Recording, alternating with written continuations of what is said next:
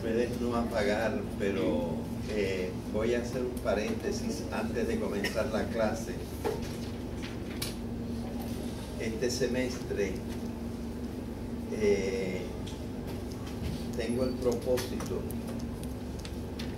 como presidente de una organización que se llama Instituto de Educación y Pensamiento, que funciona en esta universidad, declarar el semestre una especie de semestre activado en vista de la situación del país. La situación del país es grave en el aspecto económico, es grave en el aspecto político, porque el pueblo ya no quiere la definición política que teníamos, como dijo en noviembre pasado, antepasado.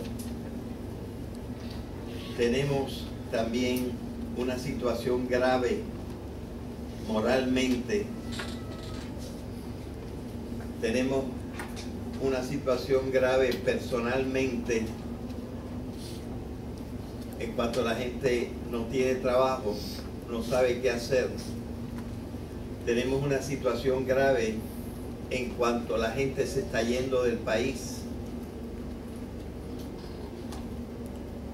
Unos 45,000 el año pasado. Tenemos una situación grave en cuanto que si el puerto de San Juan tuviera un percance, en 15 días nos quedábamos sin el 85% de lo que comemos. Es decir, tenemos una situación grave general. Puede ser que nos declaren lo que es como la base de nuestra economía, que son los bonos que se venden.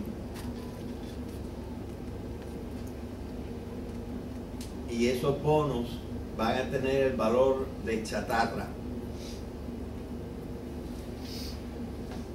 Ustedes no es claro que se vayan a encontrar trabajo cuando salgan de la universidad. Pero en vez de desesperarnos, esta situación debe hacernos reflexionar, tener una oportunidad ante la crisis de reaccionar a esto y de encontrar algunas soluciones. Entonces queremos que el semestre sea una búsqueda de soluciones. Para encontrar una forma práctica, lo primero que hemos pensado, no sé si le hemos hablado de esto en este grupo, porque Natalia me dice que sí, pero bueno, Natalia sabe de esto, no sé si ustedes saben, que pensábamos aprender a encontrar nuevas formas de vida y de subsistencia creando un huerto aquí para ver cómo se hace. Si puede ser que nosotros con esto hagamos nuestro negocito personal, encontrar autoempleo,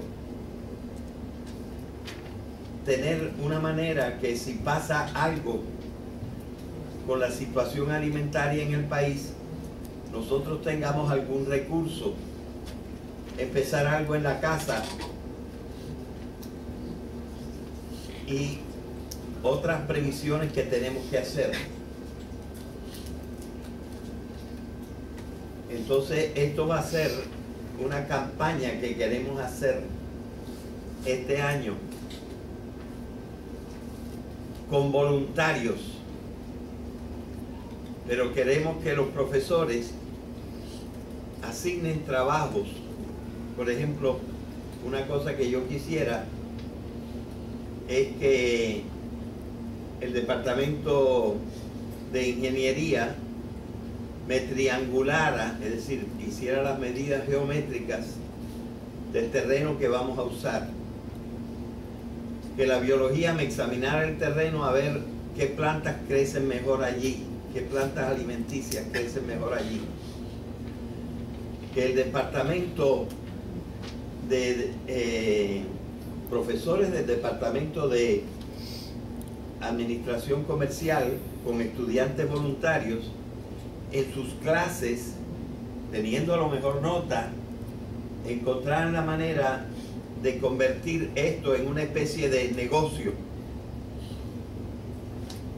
Pedirle a sistemas de oficina que lleve la contabilidad de este proyecto.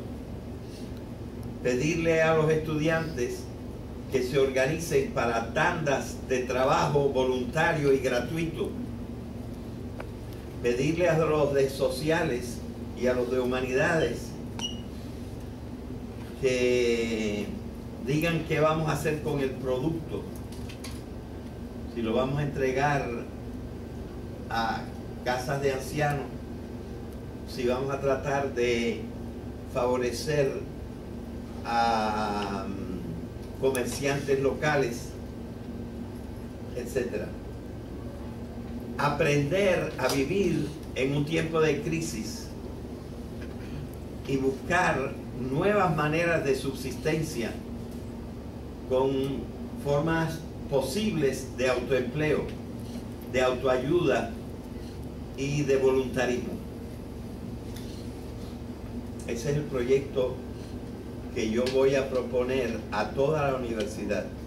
Administración, profesores,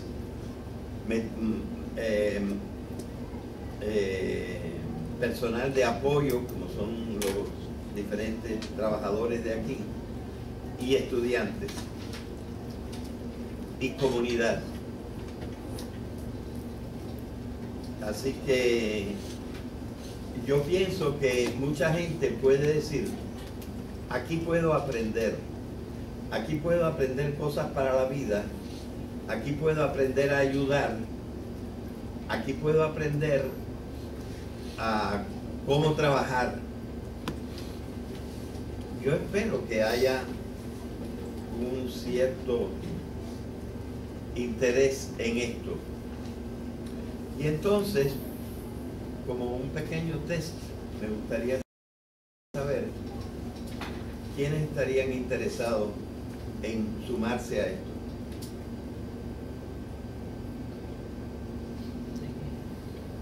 Lo hubiera esperado que fueran un poco más, pero en fin, con lo que haya, con los que sean voluntarios, trabajaremos. Ahora estamos terminando la parte biológica del hombre, la parte crasamente biológica del hombre, que el hombre es un organismo de hueso y carne.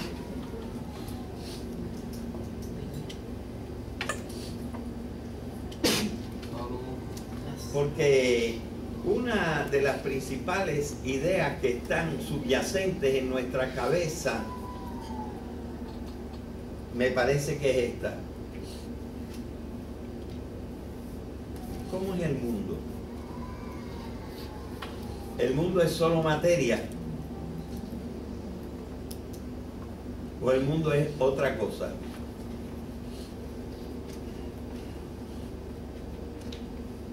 Existe algo que se llama el alma, el espíritu.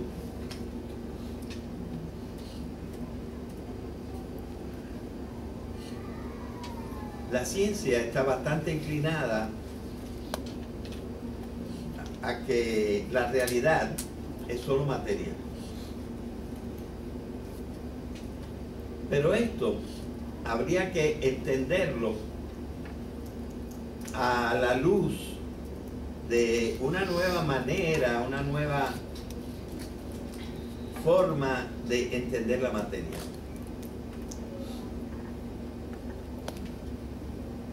Porque en realidad la gente, sin saberlo, está alineada. Unos diciendo materialismo, eso es lo importante. Y consecuentemente gozar. Y otra gente está diciendo materialismo, pero controlado por un espiritualismo.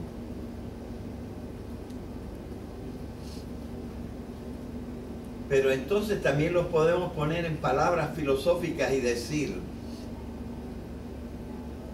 monismo o dualismo. ¿Cómo es el mundo? En que está el hombre. Y entonces algunos conceptos nos permitirían pensar un poquito y no asustarnos. No asustarnos con el hecho de la tendencia hoy en día a ver mayormente lo material. Así que unas cuantas explicaciones sobre eso. Lo primero que quisiera decirles es que la palabra materia no es una palabra científica.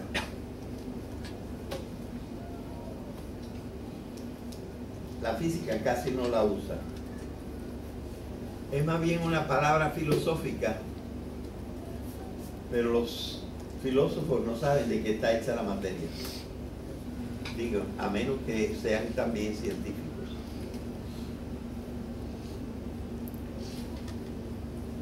Materia podría ser comprendida como una palabra con una palabra que no existe completamente en español, stuff. Pero muchos de ustedes que entienden bastante bien inglés saben lo que es stuff. This is made out of a stuff. This is another kind of stuff.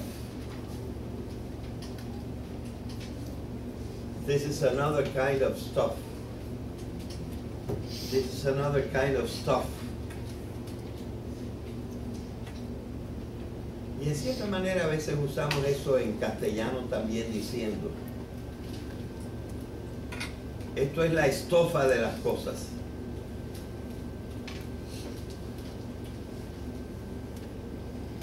Algo que está ahí, a lo que después le damos forma y se hace una cosa.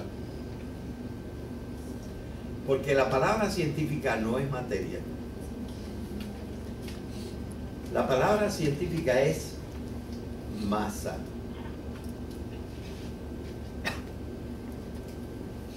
Masa es el stuff cuando está considerado relacionado mayormente con la gravedad. Pero también con las otras 4 fuerzas del universo. Las otras 3 fuerzas del universo. Las 4 fuerzas del universo que relacionan todo el stuff que hay por ahí son la gravedad, el electromagnetismo, la fuerza fuerte del átomo y la fuerza débil del átomo. Esto es lo que organiza la materia del mundo en masa. Y mayormente la gravedad, que fue la primera que se estudió y se dominó.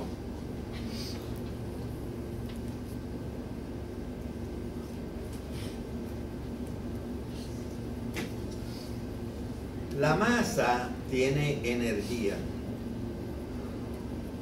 Y en el fondo lo que existe es una masa con una cierta cantidad de energía. Y si la energía es masa por el cuadrado de la velocidad de la luz, masa es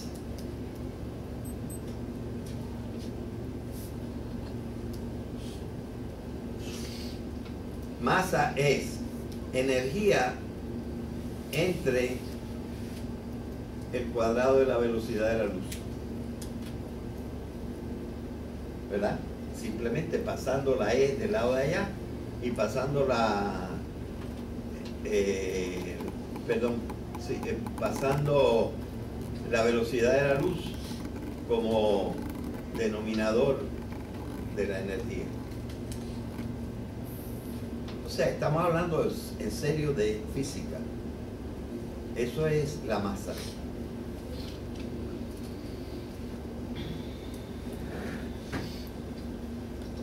Entonces, todo lo que existe es eso.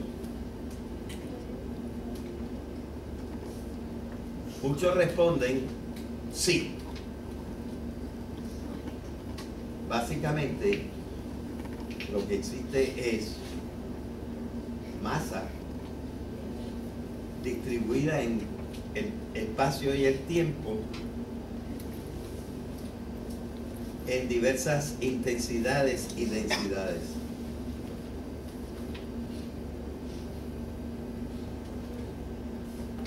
Y esto se convirtió en la idea básica de una manera de vivir y de relacionarse que lleva varios nombres. El nombre de marxismo, el nombre de comunismo, el nombre de materialismo, a veces con un apellido como materialismo ateo, o en las palabras del compañero de Marx, Federico Engels, materialismo dialéctico, o en las palabras del mismo Marx, materialismo histórico. Pero una buena parte de la humanidad rechaza este esquema, con cierta razón. Y entonces el mundo está dividido entre los que piensan más bien que el mundo es materialismo y los que piensan más bien que el mundo es materialismo y espíritu, pero confundiendo el espíritu con una segunda cosa y no como algo material que trasciende. Y esa es la preocupación de la gente, porque les parece que con materialismo solo no vamos a poder tener una sociedad moral. Y vemos que mientras progresa el materialismo, progresa también la inmoralidad y la corrupción. Pero eso se podría llamar también o materialismo o dualismo. Esa VS punto quiere decir la palabra latina versus. Y versus quiere decir uno contra el otro. Bien. Entonces, sin embargo, los sustos y la ofensa que nos sentimos como heridos por esta idea simplemente materialista, se podría controlar un poco si nosotros pensamos en la biología. Naturalmente, todo lo biológico es material.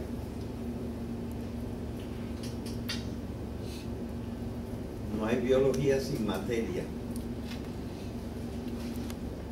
Pero esta materia no es la materia como se pensaba antiguamente.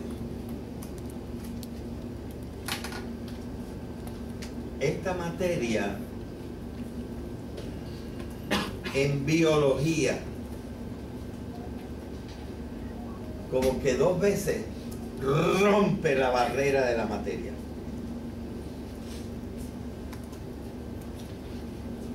Porque la materia anterior a la biología, cuando todavía no había biología, está caracterizada por esto. Progresivamente se desintegra, se desordena, se corrompe, se dispersa. Eso que está expresado en la segunda ley de termodinámica se llama la entropía.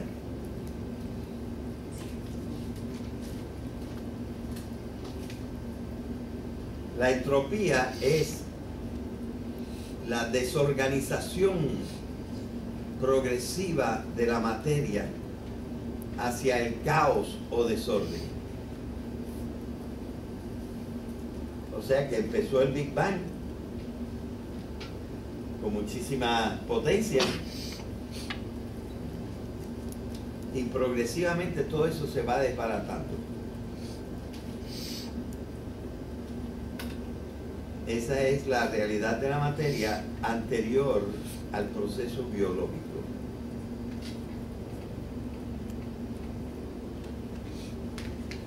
Pero esta manera de considerar la materia,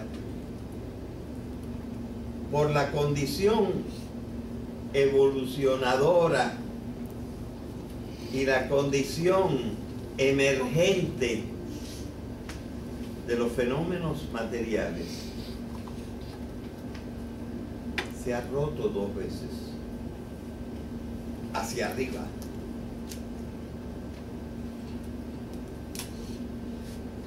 La primera vez que se rompió fue cuando la materia experimentó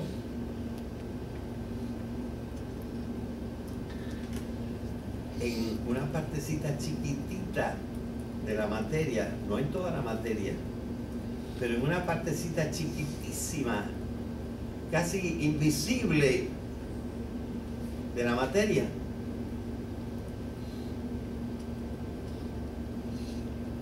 se autorreguló. Y entonces cambió el fenómeno general, no cambió como general, pero el fenómeno este de descomposición, de caos, de desorganización, que se define con la palabra entropía, cambió. Porque en la parte viva de la materia,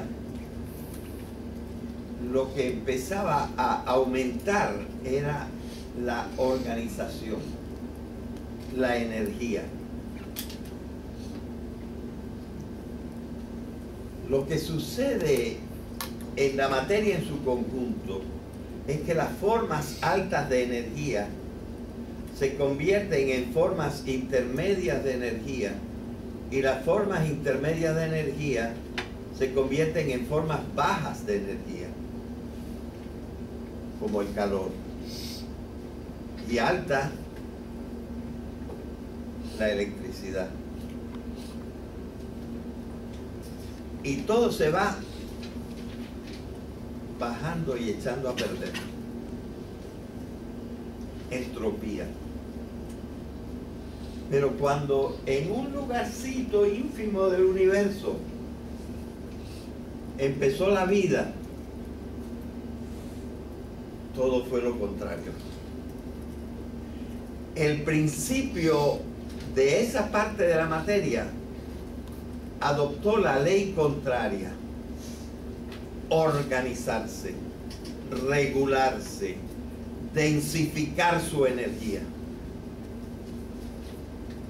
No la energía espiritual o quién sabe qué rayos de que estemos hablando. No, la energía que está en relación con la masa. Y creo que les cité en una clase pasada esa observación de Eric Chesson, que dice que el objeto material y biológico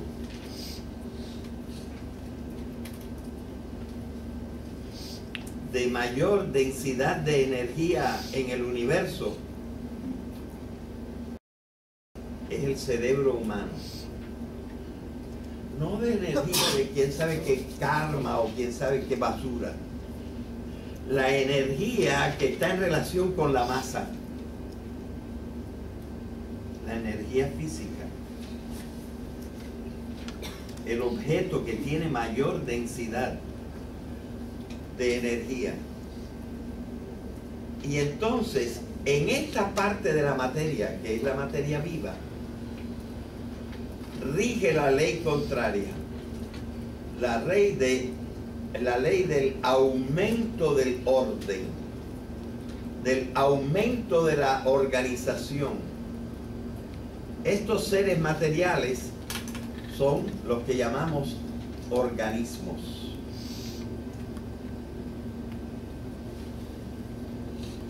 O sea,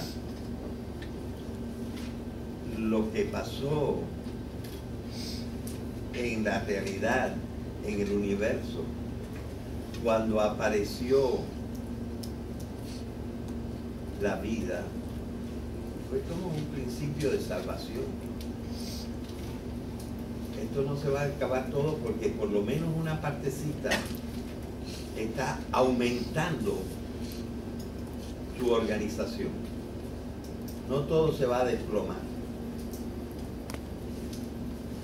Claro que todavía el fenómeno más importante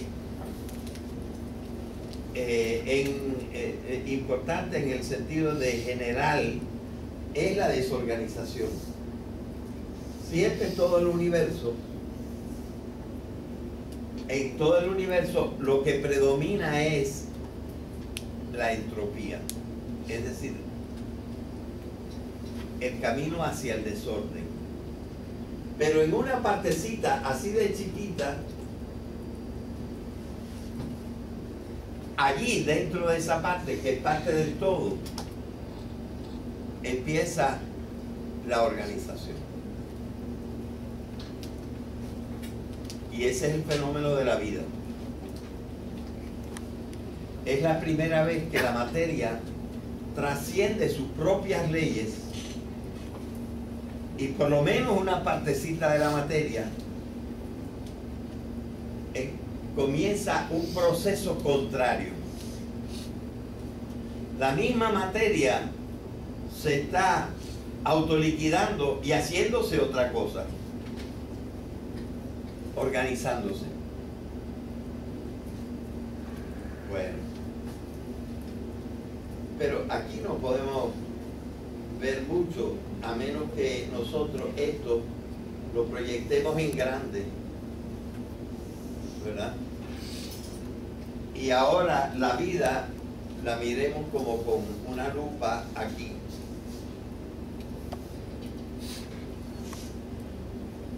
En esta partecita que aquí estamos viendo en grande, empieza el proceso de organización de la realidad, no de desorganización progresiva, sino de organización de la realidad. ¿Y saben lo que pasa? Que aquí aparece otro spot.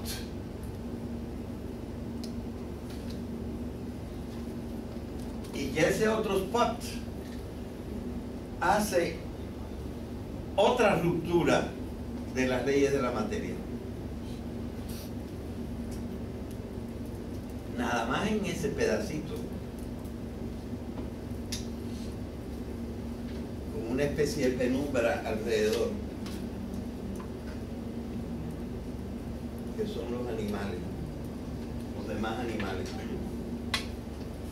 Esto es ya no autocontrol de su existencia,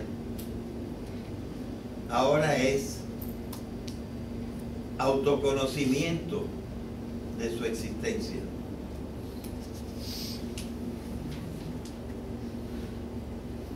Nada del resto del universo se conoce a sí mismo. Pero aquí, entre la parte viva, una de cuyas partes son los animales, se produce un autoconocimiento de que está viviendo.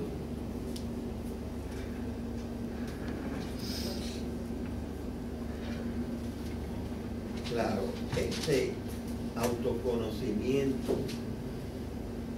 de que se está viviendo es emergente, es decir, va subiendo según qué animal sea. Por ejemplo, mi perra, que es un animal así de 100 libras, un labrador. Mi perra a veces me domina. Yo estoy sentado en mi computadora escribiendo y la perra en la puerta de mi oficina ladrando. Ladra una vez y le hago así. Ladra dos veces. Ladra 10 veces. Digo, caray, esta quiere algo. Ya sé lo que es. Le tengo que abrir la puerta que da para la marquesina. En efecto, le abro la puerta, se va por ahí y se calla. Pues la perra conoce algo. Hasta me conoce un poquito a mí, que por fin me voy a dar cuenta de lo que ella quiere. Quizá ella no lo sabe muy bien, pero eso es algo de conocimiento. Además, ella sabe quién soy yo, eso no se lo pide a mi mujer, porque mi mujer no se lo hace, ni se lo pide a nadie más, me lo pide a mí. Yo soy su alfa. Entonces, o sea, la perra conoce. Los caballos conocen. Dicen que los elefantes conocen muchísimo. Que los delfines. Y fíjense que son todos animales de grandes cerebros. Conocen. Pero claro, no conocen como el hombre. Ni siquiera saben quiénes son ellos.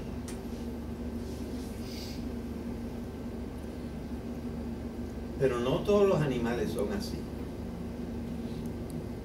Para mostrarles que todos los animales no son así, les voy a hacer una anécdota de un momento de mi vida.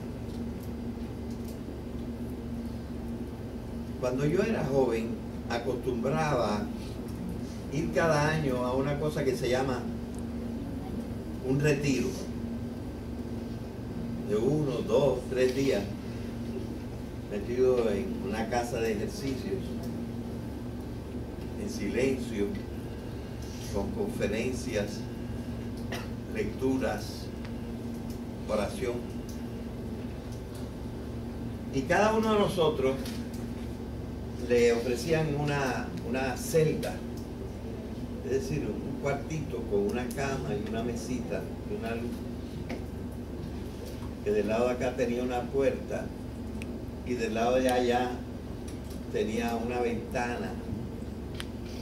Era una ventana Miami, pero para que no hubiera mucha oscuridad cuando la ventana estaba cerrada, arriba tenía un cristal esmerilado.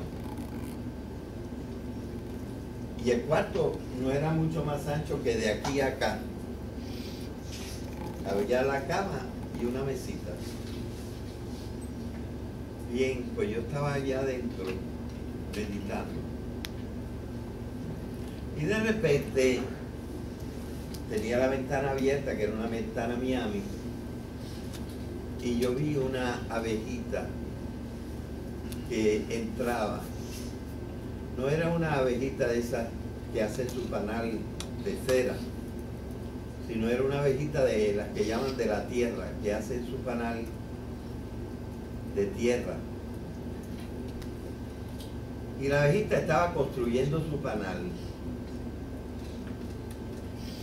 Entonces venía con un poquito de tierra y la ponía, y luego venía con otro poquito de tierra más y la agregaba.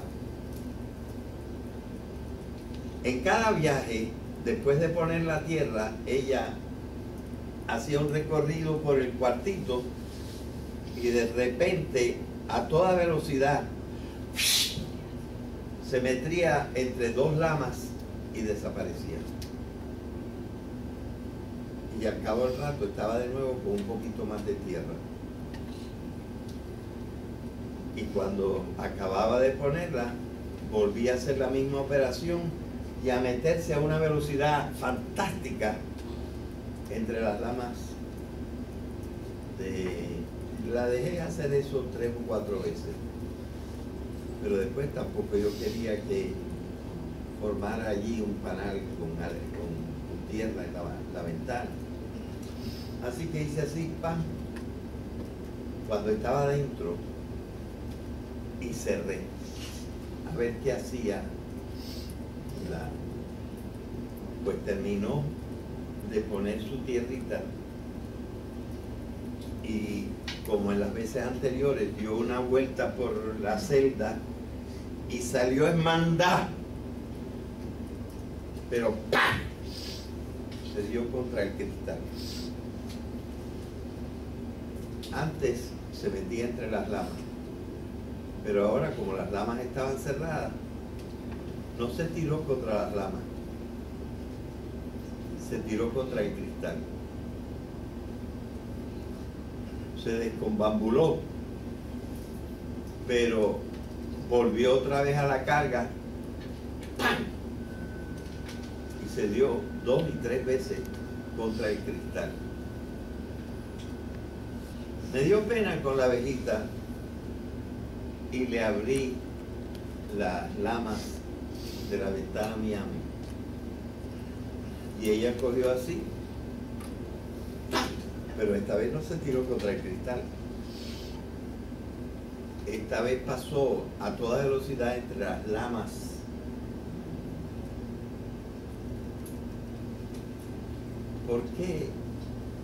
¿Por qué fuerza estaba dirigida la abejita?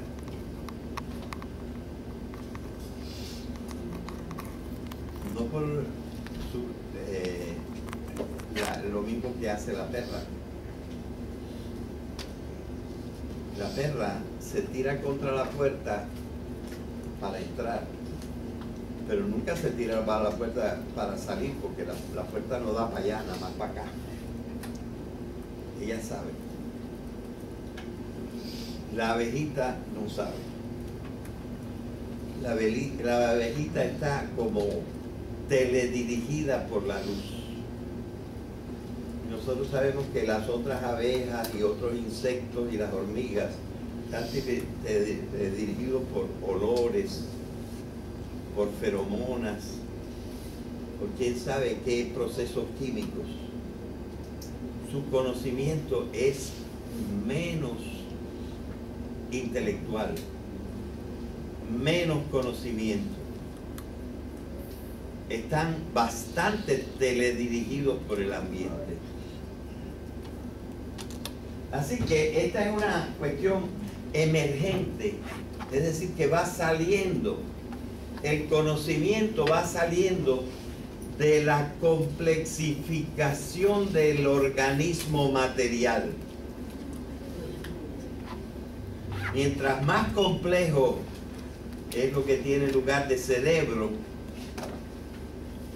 y por cierto, los ojos son una parte que ha hecho pop y se ha salido del cerebro, pero son del mismo material que el cerebro.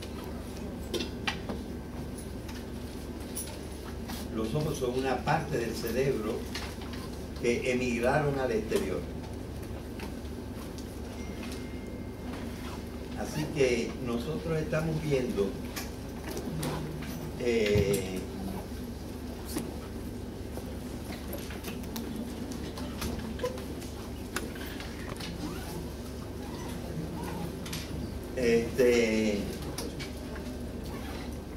no he terminado, señores.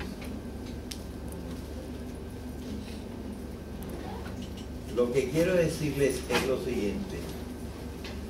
Lo que está representado allí, no solo esto que es el conocimiento, sino esto también que es la acción humana. Y esto también, que son los sentimientos, son funciones de nuestra biología. Entonces ustedes ven que ese materialismo de que estamos hablando ya no es lo mismo que lo que pensaban, que el mundo es materia y se acabó, y que no se puede pensar que existan seres intelectuales, y que no puede pensar que exista un Dios, y que no puede pensar, no se puede pensar que exista algo superior, un más allá, etc.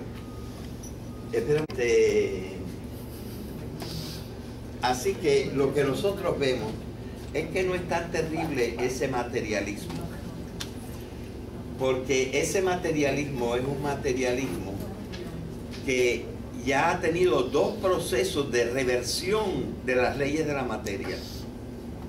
El primer proceso de reversión es la vida, que sin embargo es temporal. Después no sabemos. Y el segundo proceso de reversión, esperamos que sea el principio de la inmortalidad, es el conocimiento, la decisión y los sentimientos. Así que no es tan terrible nada, no es un desierto de la materia informe. La materia, que es una palabra que no significa nada, la masa organizada por la energía va como ascendiendo y produciendo otros fenómenos que vemos que existen, que no son otras cosas, pero son desarrollos del organismo. ¿Ok? Y esa parte yo la he dividido para estudiarla en la parte del conocimiento, la parte de la acción y la parte del sentimiento.